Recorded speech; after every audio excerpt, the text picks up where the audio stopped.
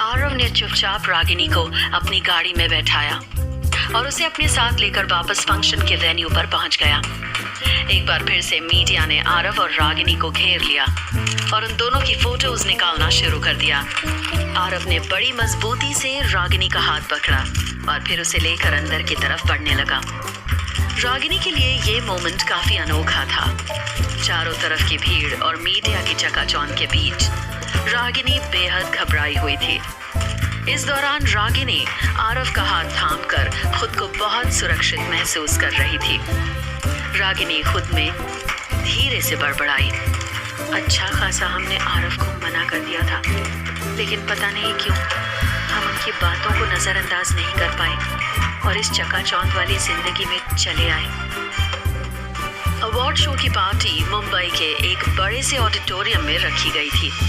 पूरा auditorium hall खचाखच भरा हुआ था। आरव फ्रंट रो में रागिनी के साथ बैठा था और उसके दूसरी तरफ भरत अंकल बैठे हुए थे। जब विकी ने सुना कि आरव किसी अवार्ड शो में हिस्सा लेने जा रहा है तो फिर वो भी यहाँ आने के लिए तैयार हो गया। ऐसे में आरव ने भरत अंकल से कहकर विकी के लिए भी पास अरेंज कर दिया था। आरव को इस बार अवार्ड मिलने की कोई उम्मीद नहीं थी। इस साल उसकी कंपनी को काफी उतार चढ़ाव देखना पड़ा था। उसके घर और कंपनी नीलाम होते होते बचे थे। आरव ये सब सोच ही रहा था, लेकिन तभी स्टेज पर अनाउंस होने लगा, गिर कर उठना, संभलना और चलते रहना, ये किसी भी सफल इंसान के सफर का हिस्सा होता है, वरना जो एक बार गिरने पर रुक जाए फिर वो कहाँ मंजिल तक पहुँचता है। और अगर बात बिजनेस की हो तो फिर तो आपको बार बार गिरने के बाद उठना पड़ता है, खुद को साबित करके दिखाना होता है। कुछ ऐसा ही करके दिखाया है हमारे most inspiring businessman of the year mister Aarav Singh Mewar ने। वैसे कहने को तो मेवाड़ इंडस्ट्री की नींव उनके पिता ने रखी थी।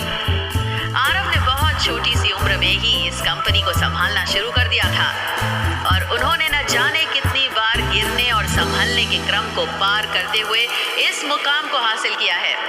तो ladies and gentleman, give a big round of applause for Aarav Singh Mewar. पूरा हॉल तालियों की गड़गड़ाहट से गूंज उठा और आरव स्टेज की तरफ बढ़ गया। उसने सबको थैंक यू बोलते हुए उस अवार्ड को अपने हाथों में लिया। रागिनी और भरत अंकल के चेहरे पर भी अलग ही खुशी दिखाई पड़ रही थी, जबकि विकी और सूरज बघेल के चेहरे पर गुस्सा साफ जाहिर हो रहा था।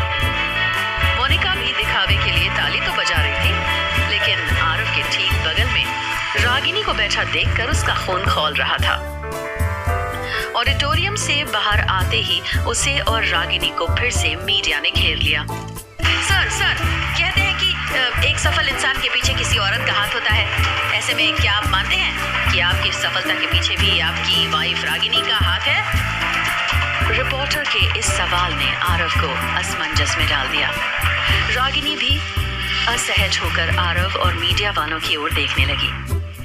हाँ बिल्कुल, अगर ये ना होती तो शायद मैं अपनी कंपनी को नीलाम होने से बचा ही नहीं पाता। आरव ने मुस्कुराते हुए जवाब दिया और फिर वो रागिनी का हाथ पकड़कर आगे बढ़ गया। सर एक और सवाल। एक रिपोर्टर आरव के पीछे दौड़ने लगी, लेकिन आरव चुपचाप वहां से निकल गया। वैसे रागिनी को भी आरव से इस जवाब की तनिक भी उम्मीद नहीं थी। वो आरव का जवाब सुनकर बिल्कुल शॉक्ड रह गई थी। वो बस आरव को देखती ही रह गई। आरव रागिनी को लेकर सीधे पार्किंग एरिया में पहुंचा और फिर उससे बोल पड़ा, तुम घर जाओ, मैं थोड़ी देर से आऊंगा। ठीक है, रागिनी ने अपना सिर हिलाते हुए जवाब दिया और फिर वो चुपचाप गाड़ी में बैठकर घर के लिए निकल गई। वहीं ऑडिटोरियम के अंदर अब अवार्ड शो खत्म होने के बाद पार्टी का माहौल चल रहा था। वहाँ सूरज बघेल मोनिका के साथ खड़ा था। दोनों के हाथ में वाइन की ग्लास थी और दोनों आपस में बात कर रहे थे। इस साल आरव को अवार्ड मिल कैसे गया? How is it possible? और पूरा क्रेडिट उसने रागिनी को दिया है। मोनिका ने अपने दांत पीसते हुए कहा, तुम फिक्र मत करो, इस बार आरव को most inspiring businessman of the year का अवार्ड मिला है ना। अगले साल इसे most destroying businessman of the century का अवार्ड मैं दिलाऊंगा। और तब भी पूरा क्रेडिट रागिनी को ही मिलेगा। सूरज ने अपने दांत पीसते हुए कहा और फिर एक सिप वाइन का गटक गया। अच्छा भाइयों, वो कोई बड़ा अवार्ड होता है? अचानक से सूरज के सामने आकर एक शख्स खड़ा हो गया।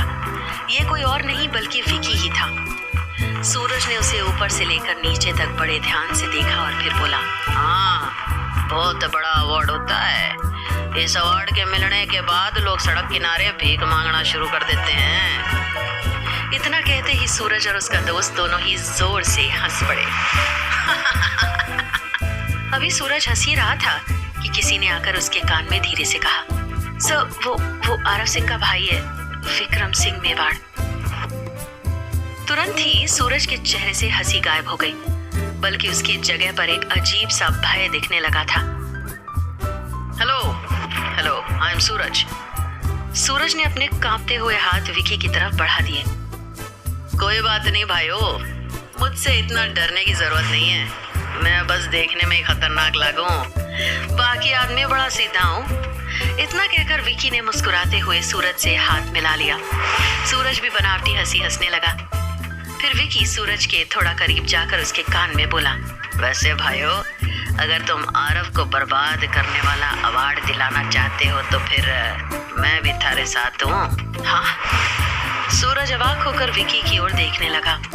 उसे समझ नहीं आ रहा था कि विकी उससे व्यंग कर रहा था या सच में वो भी आरव की बर्बादी चाहता है। लेकिन विकी के चेहरे की मुस्कान देखकर सूरज को ये समझने में ज्यादा देर नहीं लगी कि विकी भी उसके साथ ही है। सूरज ने वाइन का ग्लास विकी की तरफ बढ़ाते हुए उससे चीयर्स किया और फिर दोनों एक साथ ड्रिंक करने बैठ गए। उधर आरव ने भी आज अवार्ड मिलने की खुशी में काफी ड्रिंक कर लिया था। चलते हुए उसके पैर लड़खड़ा रहे थे। बड़ी मुश्किल से उसका ड्राइवर उसे लेकर घर पहुंचा। उसे घर पहुंचते पहुंचते रात के तकरीबन 11:30 बज चुके थे। अभी आरव गाड़ी से उतरकर घर की सीढ़ियां चढ़ ही रहा था कि तभी उसके कदम लड़खड़ा उठे। अरे आराम से बेटा, आराम से। अचानक वहां पर वसुंधरा पहुंच गई और उसने आरव का हाथ पकड़ते हुए उसे संभाल लिया। वसुंधरा को देखते ही आरव नशे से लड़खड़ाती हुई आवाज में बोला, हाँ? आप छोड़िए, मैं चला जाऊंगा। आरव अपनी पूरी बात कह पाता उससे पहले ही उसके कदम लड़खड़ा उठे और वो फिर से गिरने लगा। लेकिन इस बार भी वसुंधरा ने आगे बढ़कर उसे संभाल लिया। चलो, मैं छोड़ देती हूँ, वसुंधरा ने आरव का हाथ पकड़ते हुए कहा और फिर वो उसे सहारा देकर चलने लगी। आरव को लेकर वो उसके रूम के बजाय योगिता के रूम के बाहर पहुंच गई और उसने दरवाजे पर नॉक करना शुरू कर दिया। योगिता दरवाजा खोलकर जब बाहर आई तो वहां आरव और वसुंधरा को देखकर शॉक्ड रह गई। आरव अपनी आंखें बंद किए हुए नशे में धुत था। लो, अब आरव तुम्हारे हवाले। वसुंधरा ने योगिता को आंख मारते हुए इशारा किया। योगिता को तुरंत वसुंधरा का मकसद समझ में आ गया और वो आरव का हाथ पकड़कर उसे अपने साथ भीतर लेकर जाने लगी। आरव भी बेसुध होकर योगिता के कंधे पर हाथ रखे हुए उसके साथ चला गया। वहीं दूसरी तरफ जब काफी देर तक आरव कमरे में वापस नहीं लौटा तब रागिनी ने परेशान होकर आरव के फोन पर कॉल किया।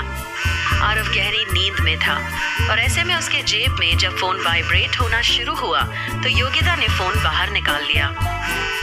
जब योगिता ने देखा कि आरव को रागिनी कॉल कर रही है तो उसने तुरंत ही कॉल कट कर दिया।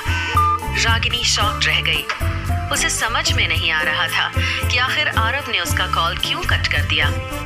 वो कुछ देर तक आरव के कॉल का इंतजार करती रही, लेकिन जब आरव की तरफ से कोई कॉल नहीं आई तब रागिनी ने एक बार फिर से उसके नंबर पर कॉल कर दिया। लेकिन इस बार आरव का नंबर स्विच ऑफ हो चुका था। रागिनी को अब कुछ अजीब फील होने लगा। वो आरव का पता लगाने के लिए घबराकर अपने कमरे से बाहर निकली और सीधे ही बंगले के मेन गेट के पास पहुंच गई। वहां पहुंचकर उसने गेट कीपर से सवाल पूछ लिया, आरव जी कब तक आएंगे? क्या आपको कोई इंफॉर्मेशन मिली है? जी मैडम, आरव साहब तो आ चुके हैं। उनकी गाड़ी कब की आ चुकी है? गार्ड ने बेहद चौकन्ना होकर रागिनी को जवाब दिया। हाँ, आ चुके?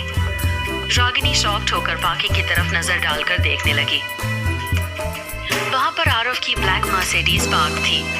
रागिनी की हैरानी अब और ज्यादा बढ़ चुकी थी। फिर उसे लगा कि शायद आरव आज फिर घर के गेस्ट रूम में सो गया होगा।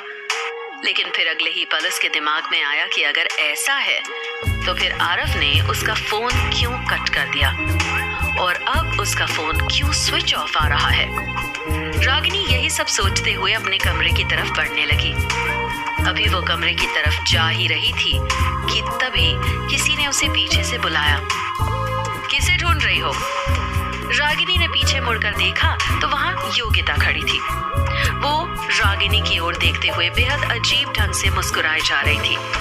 रागिनी बिना कुछ बोले अवाक नजरों से उसकी तरफ देखने लगी। आरव को ढूंढ रही हो क्या तुम? योगिता फिर बोली। रागिनी ने अपना सिर हाँ के इशारे में हिला दिया। वो मेरे रूम में है। योगिता ने चेहरे पर बेहद अजीब से मुस्कान लाते हुए जवाब दिया। तुम धोखे से उससे शादी तो कर सकती हो, लेकिन उसका प्यार कभी नहीं पा सकती। वो सिर्फ मुझसे ही प्यार करता है। योगिता की बात सुनकर रागिनी बिल्कुल शॉक रह गई। वो बस योगिता को देखती रह गई। उसकी धड़कन काफी तेज हो उठी थी और उसे अजीब सी घबराहट होने लगी थी। तो तुम जाओ और आराम से सो जाओ। आरव से तुम्हारी मुलाकात अब कल सुबह ही होगी। योगिता ने थोड़े व्यंग्यात्मक लहजे में जवाब दिया और फिर वो तुरंत वहां से निकल गई। न जाने क्यों रागिनी की आंखों में आंसू आ गए। उसने अपने हाथ से आंसू पोंछा और चुपचाप अपने रूम में चली गई। अगले दिन सुबह जब आरव की नींद खुली तो उसके सिर में भयानक दर्द हो रहा था। आरव अपना सिर पकड़कर बैठा हुआ था। तभी योगिता उसके पास पहुंचकर उसके सिर पर हाथ रखते हुए बोली, क्या हुआ आरव? तुम ठीक तो हो? तब जाकर आरव को एहसास हुआ कि वो अपने कमरे में नहीं बल्कि योगिता के कमरे में था। उसने झट से योगिता का हाथ झटक दिया और फिर चारों तरफ बेहद हैरत भरी नजरों से देखते हुए बोला, मैं यहाँ कैसे आया? आरव जल्दी से योगिता के बेड से उतरकर नीचे खड़ा हो गया। वो रात को तुम होश में नहीं थे और तुम गिर भी गए थे, इसलिए वसुंधरा आंटी और मैंने मिलकर तुम्हें यहाँ ले जा दिया था। योगिता ने जवाब दिया और फिर वो आगे बढ़कर आरव के सिर पर हाथ रखने की कोशिश करने लगी। मैं ठीक हूँ। आरव ने अपने कदम पीछे खींचते हुए योगिता को खुद से दूर रहने का इशारा किया और फिर अगले ही पल वो योगिता के कमरे से बाहर निकल गया। अभी वो बाहर निकला ही था कि उसे सामने से रागिनी आती हुई दिखाई दी। रागिनी को देखते ही आरव अपनी जगह पर रुक गया। रागिनी भी खड़ी हो गई और दोनों एक दूसरे की आंखों में देखने लगे। आरव खुद में बड़बड़ाया, ये क्या हो रहा है मेरे साथ? पहले तो मैंने योगिता के साथ न जाने कितनी रातें गुजारी होंगी, लेकिन आज ऐसा क्यों लग रहा है कि जैसे ये सब ठीक नहीं हुआ। आरव के लिए इस वक्त रागिनी से नजरें मिलाना थोड़ा मुश्किल हो रहा था। इस बात का एहसास जैसे ही रागिनी को हुआ वो तुरंत ही वहां से चली गई। रागिनी के जाते ही आरव भी वहां से चल दिया। इधर विकी आज पहले दिन मेवाड़ इंडस्ट्री के ऑफिस पहुंचा था। वहां अब तक सबको खबर हो चुकी थी कि विकी आरव का भाई है। ऐसे में पूरे ऑफिस के लोग उसकी रिस्पेक्ट कर रहे थे। विकी बड़े आराम से अपने कैबिन में पैर फैलाकर बैठा हुआ था। तभी उसके दिमाग में न जाने क्या सूझा। वो उठ खड़ा हुआ और तुरंत ही अपने कैबिन से निकलकर सीधे भरत अंकल की कैबिन में जा पहुंचा। अचानक विकी को अपने सामने देखकर भरत अंकल शॉक्ड रह गए। उन्हें समझ में नहीं आया कि अचानक से विकी वहां क्या करने आया है। हाँ बेटा बोलो, भरत अंकल ने मुस्कुराते हुए कहा। लेकिन विकी उन्हें गुस्से से घूरते हुए बोल उठा, मैं थारा बेटा थोड़े ना हूँ बुड्ढे। सर बोल मने सर, विक्रम सर। विकी को इस तरह बोलते देखकर भरत अंकल शॉक्ड रह गए। आज तक इस ऑफिस में उनसे इस तरह से किसी ने भी बात नहीं की थी। वो अवाक होकर विकी की ओर देखने लगे। जी विक्रम सर, भरत अंकल ने अपना सर हिलाते हुए कहा। फिर विकी उनसे पूछने लगा, इधर का पूरा हिसाब किताब तो ही रखे हैं ना? जी। तो फिर जाओ और पिछले 6 महीने का सारा हिसाब किताब लाकर हमारे सामने रख। मुझे भी तो पता लगे कि तूने कितने पैसे की चोरी की है। विकी की आवाज इतनी तेज थी कि कैबिन के बाहर मौजूद लोगों को भी उसकी आवाज साफ सुनाई दे रही थी। जी सर। भरत अंकल ने बड़ी मासूमियत से अपना सिर हिलाते हुए कहा। अपनी बात कहकर विकी अभी भरत अंकल के कैबिन से बाहर निकल ही रहा था कि उसके गाल पर एक जोरदार थप्पड़ पड़ गया। इस थप्पड़ की आवाज पूरे ऑफिस में गूंज उठी और सब दंग होकर विकी की तरफ देखने लगे। अब तक भरत अंकल भी अपने चेयर से उठकर बाहर आ चुके थे। अंकल से माफी मांगो। आरव बेहद गुस्से से भरी नजरों से विकी को घूरते हुए बोल उठा। विकी की आंखें लाल हो चुकी थी और वो अब बेहद गुस्से भरी नजरों से आरव को घूरने लगा। भाई साहब, मैंने कहा माफी मांगो अंकल से, वरना धक्के मारकर यहाँ से बाहर निकाल दूंगा। मने माफ कर दो अंकल। विकी ने बेहद दबे मन से भरत अंकल की ओर देखते हुए कहा और फिर तुरंत वहां से चला गया। लेकिन उसकी आंखों में गुस्से और बदले के भाव साफ नजर आ रहे थे। क्या आरव और रागिनी के रिश्ते में योगिता बनकर खड़ी होगी बड़ी दीवार, और विकी कैसे लेगा अपनी बेइज्जती का बदला?